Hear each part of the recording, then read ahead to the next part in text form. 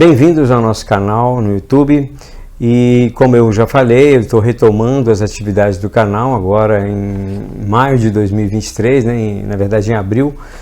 E eu gostaria de aproveitar essa chance de uma pergunta enviada que tem muito a ver com a maioria dos vídeos que está no canal, que são os vídeos sobre a teoria freudiana, porque também tem vídeos a respeito da teoria lacaniana, né, e alguns comentários na interface da psicanálise, mas essa pergunta da Renata Barbosa é bastante interessante e talvez seja um ponto de dúvida para muita gente que está começando os estudos de psicanálise e lendo os textos de Freud.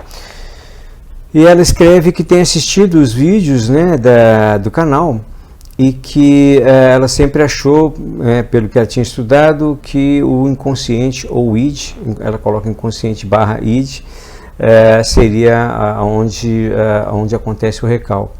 Mas lendo o trecho do texto de Inibições, Sintomas e Angústia, que ela está lendo na tradução da Imago, né, ela disse que lá se afirma que o ego é quem recalca e o ego quem produz o sinal que poderia ter a ver com uma determinada satisfação pulsional que precisa ser recalcada, né? Então, o que eu gostaria de falar a partir da pergunta é o seguinte, e aqui é um vídeo curto, o texto Inibições, Sintomas e Angústia vale a pena ter para ele um vídeo específico, mas no momento o que a gente pode dizer é o seguinte: bom, o que é o recalcamento, né? Nós temos um vídeo sobre recalcamento no canal, né?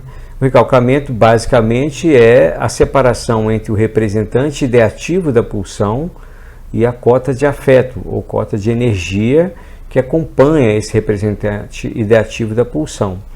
O representante ideativo da pulsão é recalcado, ou seja, ele se torna inconsciente, e o afeto tem outro destino, pode ser se ligar a uma outra representação, pode ser ser suprimido. Aí Freud dá alguns destinos do afeto, até ele diz que é muito importante entender os destinos desse afeto ou dessa cota de energia psíquica, né?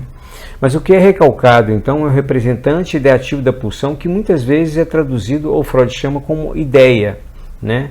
Representante ideativo ou ideia, aparece como ideia, né? E é nesse sentido que o que é recalcado é a ideia. Mas a pergunta da Renata, ela tem dois vieses. O primeiro é entender que id não é equivalente a inconsciente. Id, ou isso, né? A tradução que está na Imago é id, não é equivalente a inconsciente, né? Nós temos também um vídeo sobre a segunda tópica, sobre a instância do id especificamente, mas o id, né, o isso, a fonte pulsional, ela é sempre inconsciente. Isso é uma questão, está ali. Mas o inconsciente não é apenas id, ou aquilo que seria a fonte pulsional. A gente tem também os representantes ideativos recalcados, que seria aquilo que é chamado por Freud do recalque propriamente dito, ou recalque secundário, né? Então, esses representantes ideativos recalcados, que foram recalcados em função do conflito que foi experimentado, então, quando o desejo aparece no sistema consciente, pré-consciente, consciente, ou aparece para o ego, né? E isso gera um conflito e a angústia, então um representante ideativo se torna inconsciente. Então, primeira questão, o id não é equivalente ao inconsciente. O id é sempre inconsciente, mas o inconsciente não se reduz ao id. É uma primeira questão. A segunda, sim, é o ego que recalca. Isso Freud deixou marcado desde que ele escreveu o texto fundamental de 1923, ou seja, 3 anos antes desse texto que a Renata citou, o Inibições, Sintomas e Angústia.